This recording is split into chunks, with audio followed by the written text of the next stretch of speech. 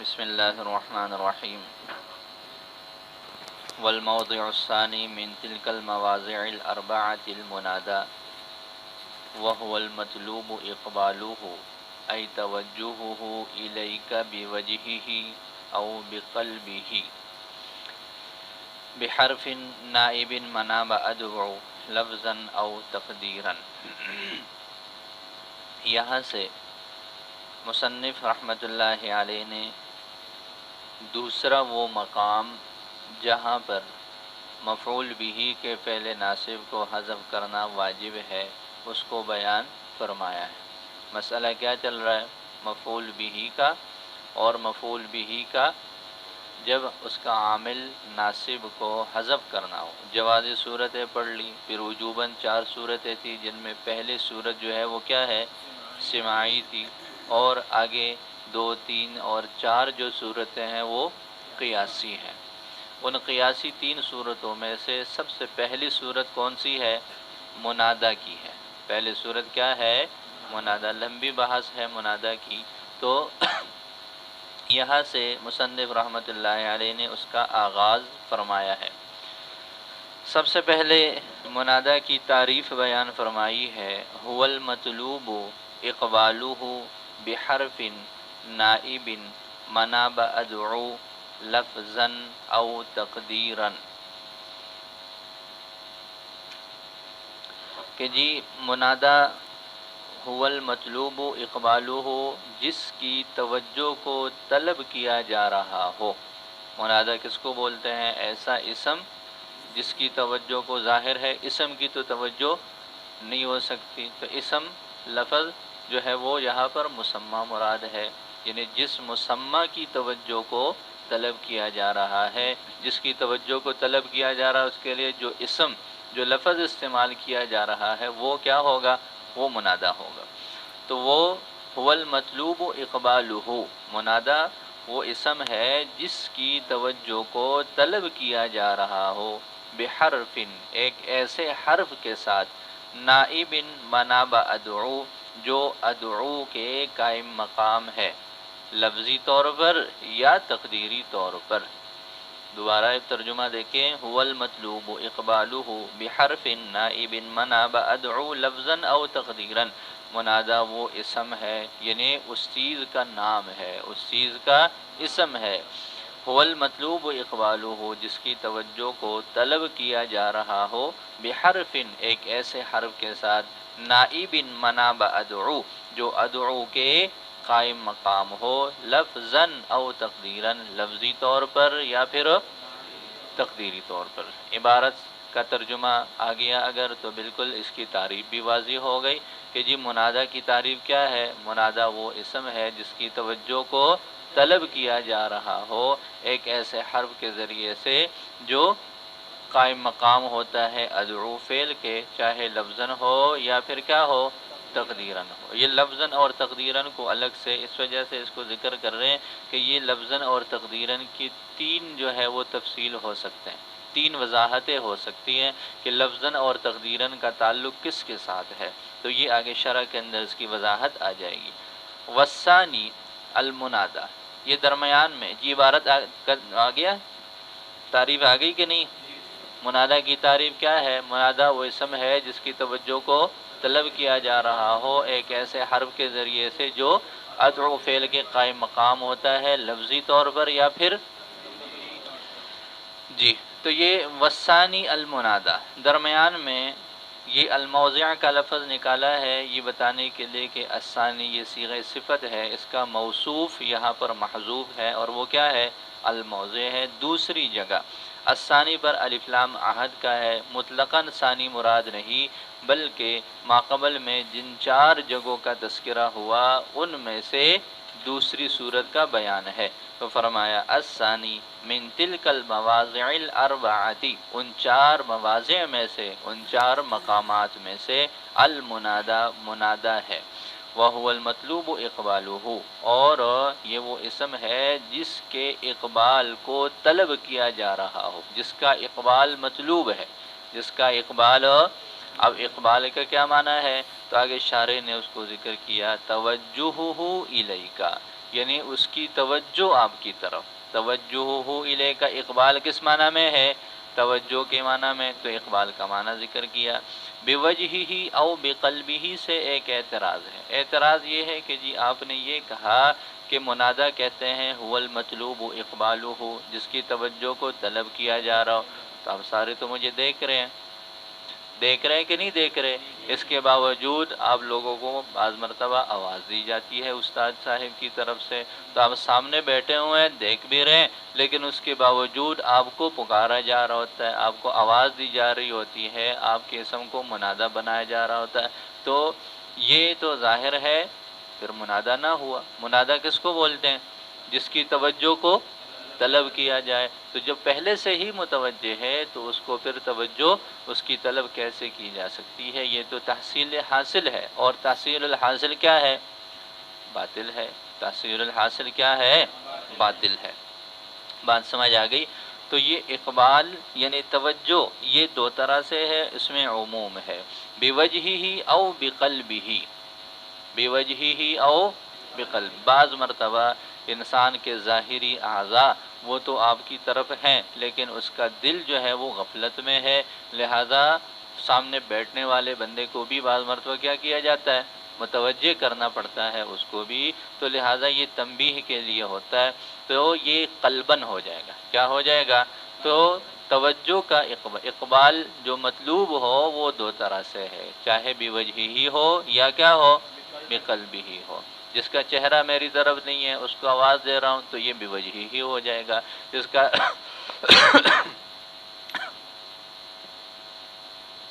جس کا چہرہ میری طرف ہے لیکن اس کا دل جو ہے وہ متوجہ نہیں ہے تو یہ بقلبہ ہی ہو جائے گا۔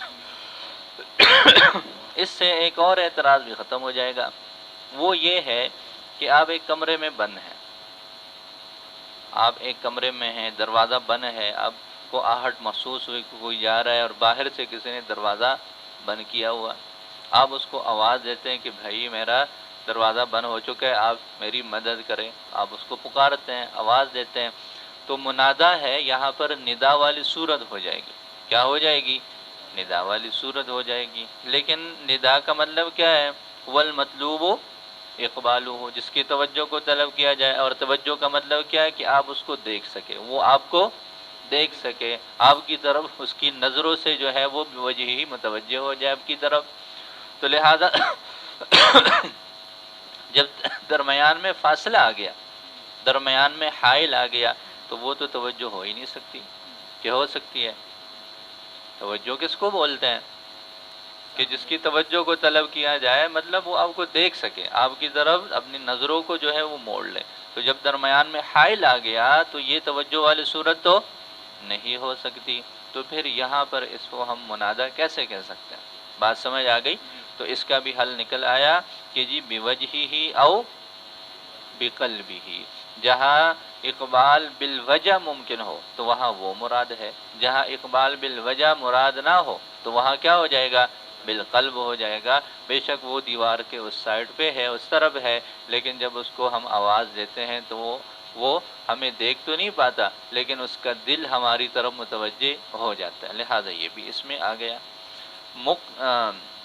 توجہہ الیک، یعنی اس کی توجہ کو طلب کیا جا رہا ہو تمہاری طرف، بوجہہ اس کے چہرے کے ساتھ، او بقلبہ یا پھر اس کے دل کے ساتھ، کما اذا نادیت مقبلا علیک بوجہہ، جیسا کہ آپ نے کسی کو آواز دی، اس آدمی کو، مقبلا علیک بوجہہ، جو آپ کی طرف متوجہ ہے اپنے چہرے سے، اپنا چہرہ تو اس کا آپ کی طرف ہے لیکن دل متوجہ نہیں ہے، تو آپ اس کو پکارتے ہیں، تو یہ کیا ہو جائے گا؟ یہ بقلبہ ہی بن جائے گا۔ اب اس پر ایک اور اعتراض ہے، اعتراض یہ ہے کہ جی منادہ کی آپ نے تعریف یہ دی ہے ہمیں کہ منادہ وہ چیز ہے جس کی توجہ کو طلب کیا جا رہا ہو، چاہے قلباً ہو چاہے کیا ہو؟ وجہن ہو، تو مطلب یا تو وجہن ہونا چاہیے، نہیں تو کم از کم قلباً توجہ ضروری ہے۔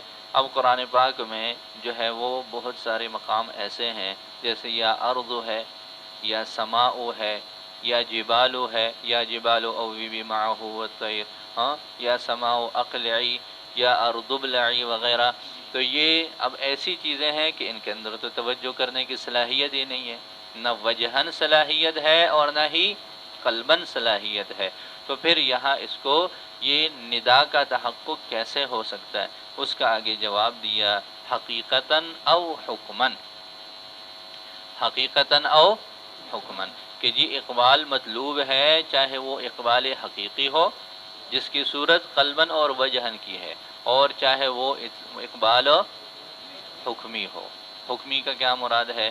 حکمی سے مراد یہ ہے کہ جی بعض چیزیں ایسے ہوتی ہے کہ جن کے اندر وجہن اور قلباً توجہ کی صلاحیت نہیں ہوتی، لہٰذا پہلے کیا کرتے ہیں ان کو یہ مان لیتے ہیں کہ یہ ایک ایسی چیز ہے جس کے اندر توجہ کرنے کی صلاحیت ہے۔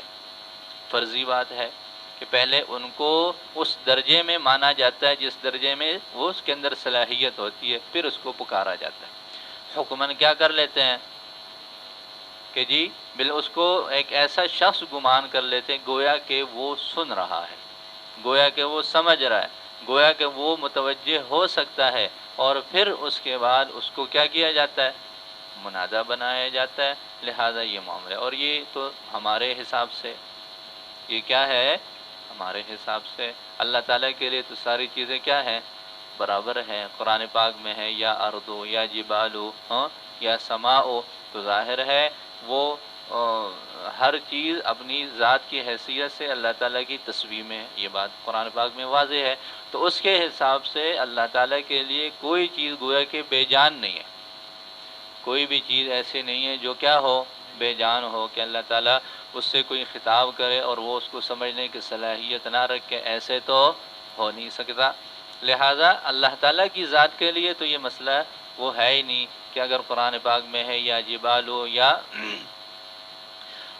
یا سماؤ ہے یا اردو ہے، یا اس طرح جسم کو ہم بے جان سمجھتے ہیں وہ اللہ تعالیٰ کی ذات کے لیے بے جان نہیں ہے، لیکن اگر بالفرض ہم اپنی زبان میں استعمال کریں تو پھر وہ حکمن میں آ جائے گا، پھر وہ کیا ہو جائے گا؟ حکمن میں آ جائے گا، کہ جی سب سے پہلے ہم ان کو مان لیتے ہیں اس درجے میں جہاں پر جو ہے کسی کے اندر سمجھنے کی، متوجہ ہونے کی صلاحیت ہو، اس درجے میں مان کر پھر ہم اس کو کیا کرتے ہیں؟ وہ آواز دیتے ہیں۔ حقیقتاً، چاہے وہ کیا ہو؟ توجہ قلباً یا وجہن حقیقتاً ہو، جیسے یا زیدو، او حکمن، یا پھر کیا ہو؟ حکمن ہو، جیسے یا سماؤ یا جبالو یا اردو، فَإِنَّهَا نُزِّلَتْ اولاً، اس لیے کہ پس بے شک ان کو پہلے اتارا جاتا ہے، منزلۃ من، اس آدمی کی جگہ پر، لہو صلاحیت الندا، جس کو ندا کی صلاحیت حاصل ہے، جس میں ندا کی صلاحیت ہے، مطلب وہ متوجہ ہو سکتا ہے وجہن یا قلباً، اس کے درجے میں، اس کے مقام پر اس کو سمجھا جاتا ہے۔ ثم ادخل علیہ حرف الندا، پھر اس پر جو ہے وہ حرف ندا کو داخل کر لیا جاتا ہے، اور پھر وہ قصد نداؤہا، اور اس کے ندا کا قصد کیا جاتا ہے۔ فہی فی حکم من، تو لہٰذا یہ چیزیں اس آدمی یا اس ذات کے حکم میں ہے، یطلب اقبالہ، جس کے اقبال کو طلب کیا جاتا ہے، جس کی توجہ کو طلب کیا جاتا ہے۔ جی پتہ چلا؟ تو منادہ کی تعریف بھی آ گئی، اور منادہ کی تعریف پر 2-3 اعتراض تھے، وہ بھی آپ لوگوں نے حل کر لی۔ اب آگے ایک اور اعتراض ہے، اور وہ اعتراض ہے مندوب سے۔ کس سے؟ مندوب سے۔ مندوب کس کو بولتے ہیں؟ مندوب اس کو بولتے ہیں جیسے کسی کے ہاں فوتگی ہو جاتی ہے، کوئی مصیبت آ جاتی ہے، تو وہ جس کو مصیبت آئی ہے اس کا نام لے کر جو ہے وہ اونچی اونچی آواز سے وہ آوازیں لگاتا ہے، تو لہٰذا یہ جو ہے ندبہ ہے۔ یہ کیا ہے؟ ندبہ ہے، مندوب ہے، اس پر دکھ درد اور غم کا اظہار کیا جاتا ہے، اس پر دکھ درد اور غم کا کیا کیا جاتا ہے؟ اظہار کیا جاتا ہے۔ مصنف کے نزدیک، صاحب کافیہ کے نزدیک، مندوب جو ہے وہ منادہ کا حصہ نہیں ہے۔ صاحب کتاب کے نزدیک جو مندوب ہے وہ منادہ نہیں ہے، اس لیے کہ منادہ اور مندوب کے مقاصد بالکل الگ الگ ہیں۔ کیا ہے؟ کہ منادہ میں توجہ کو طلب کیا جا رہا ہے، چاہے وہ کسی بھی انداز میں ہو، قلباً ہو، وجہن ہو، حقیقتاً ہو، حکماً ہو، لیکن ایک بنیادی چیز کیا ہے؟ ندا میں توجہ کو طلب کیا جا رہا ہے۔ اور ندوہ میں کیا ہوتا ہے؟ بولو، ابھی آپ لوگوں نے پڑھ لیا کہ ندبہ میں جس کو پکارا جا رہا ہے، جس کا نام لیا جا رہا ہے، اس کی توجہ مطلوب نہیں ہے، اس کی توجہ مطلوب بلکہ اس پر دکھ درد اور غم کا اظہار کیا جا رہا ہوتا ہے۔ اس وجہ سے صاحب کتاب کے نزدیک جو ندبہ ہے وہ اس میں شامل نہیں ہے۔ بات سمجھ آ گئی؟ تو یہ ہے ماتن کا نظریہ۔ باقی جو شرح جامی والے ہیں یا دوسرے حضرات ہیں وہ فرماتے ہیں کہ جی یہ زیادتی ہے۔ وہ کیا فرماتے ہیں؟ یہ زیادتی ہے۔ کیوں زیادتی ہے؟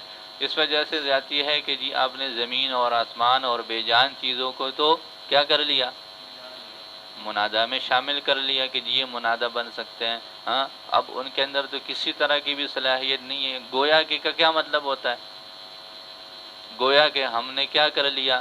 اے دیوار، اے گھر، جیسے کہ آپ پڑھیں گے عربی اشعار میں شعراء جو ہے وہ اپنے معشوق اور اس کے گھر اور اس کے علاقے کو بڑا مخاطب کرتے ہیں۔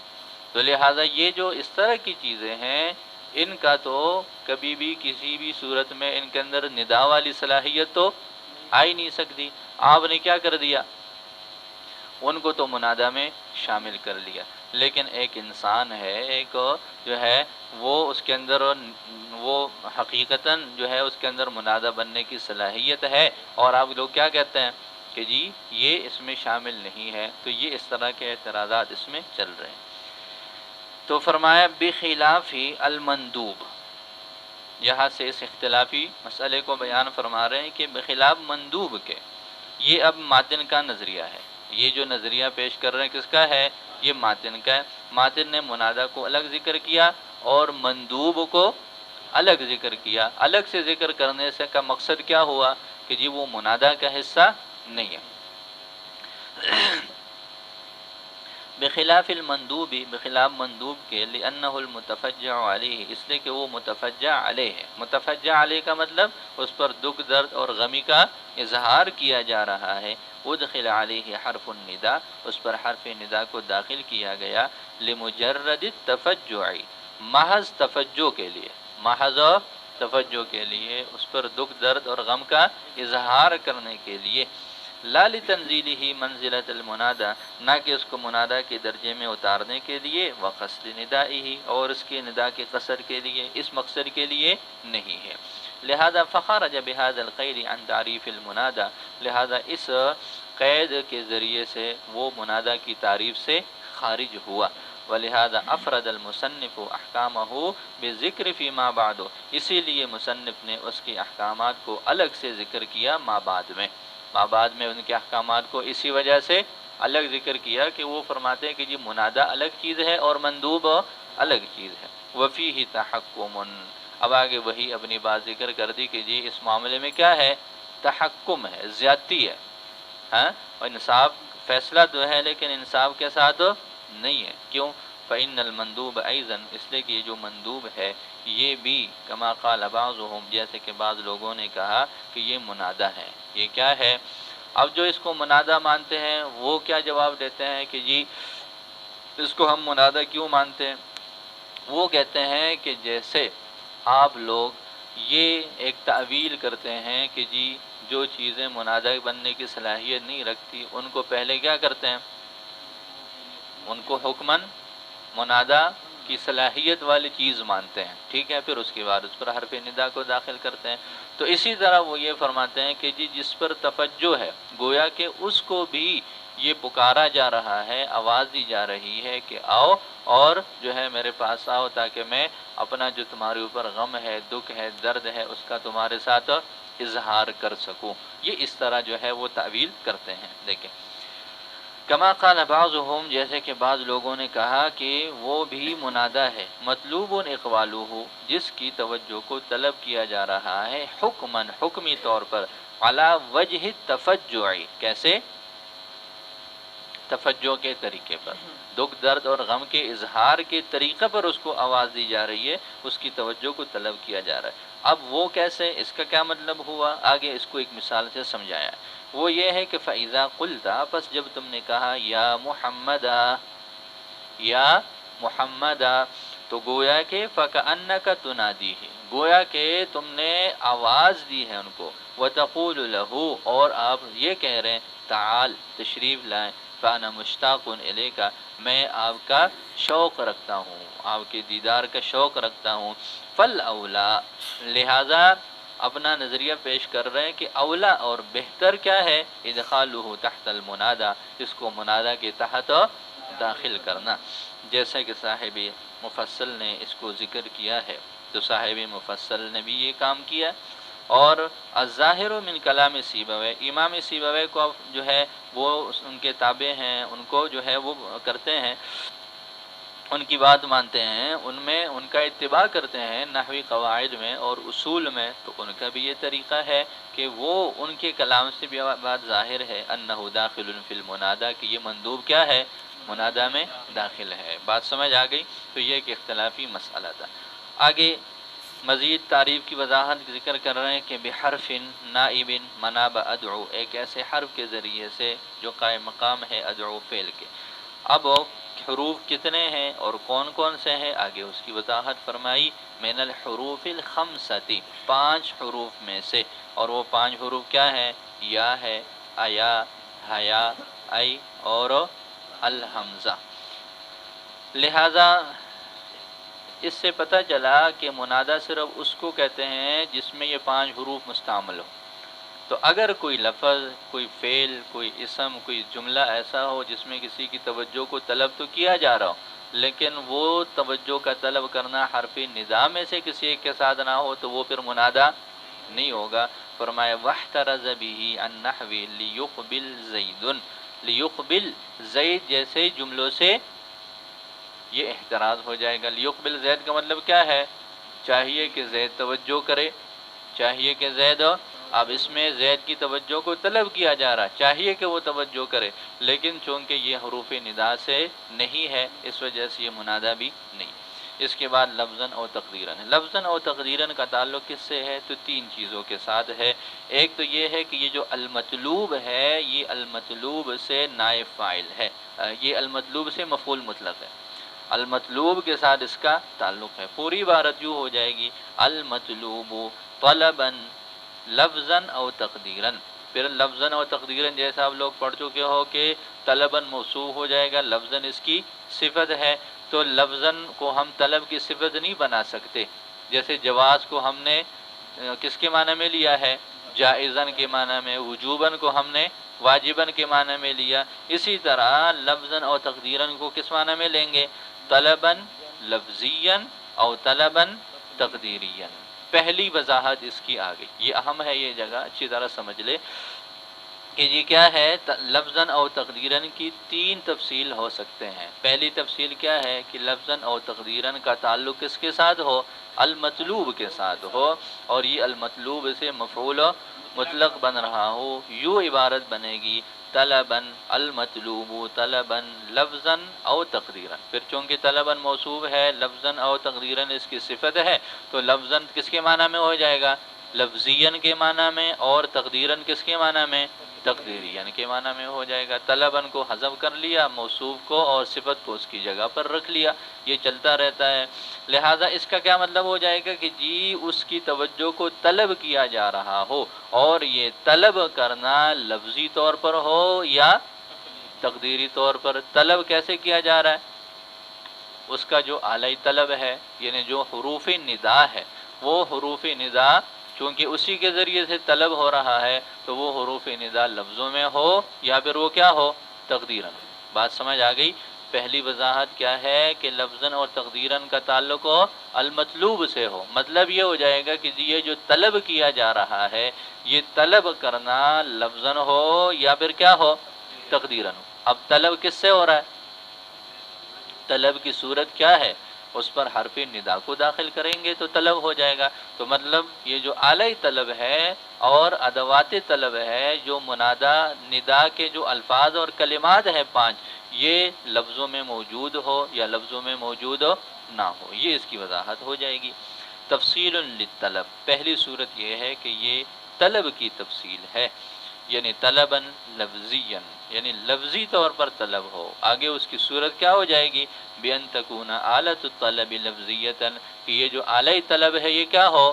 یہ لفظی ہو، جیسے یا زیدوں میں یا لفظوں میں موجود، او تقدیرین، یا پھر یہ طلب کیسا ہو؟ تقدیری ہو، اس طور پر کہ یہ جو طلب کا آلہ ہے یہ مقدر ہو، جیسے یوسف اعرض عن ھذا، جس میں یوسف سے پہلے یا حرف ندا مقدر ہے تو وہ لفظوں میں نہیں۔ پہلی صورت کی سمجھ آ گئی۔ دوسری صورت یہ ہے کہ یہ طلب اور یہ جو لفظاً اور تقدیراً ہے اس کا تعلق ہو نائب سے۔ کس سے؟ نائب سے، کہ جی وہ نائب ہو، اور نائب کیسے ہو؟ لفظی طور پر ہو یا تقدیری طور پر ہو۔ نیابت جو ہے وہ چاہے لفظاً ہو چاہے کیا ہو؟ تقدیراً ہو۔ اس کی بھی صورت کیا ہے؟ نیابت۔ ادعو کا نائب کون ہے؟ ادعو کا نائب کون ہے؟ بولو، حروف ندا ہے نا۔ ادعو کا نائب اور قائم مقام کون ہے؟ حروف ندا، مطلب حروف ندا وہ کیا ہو؟ لفظاً ہو یا تقدیراً ہو۔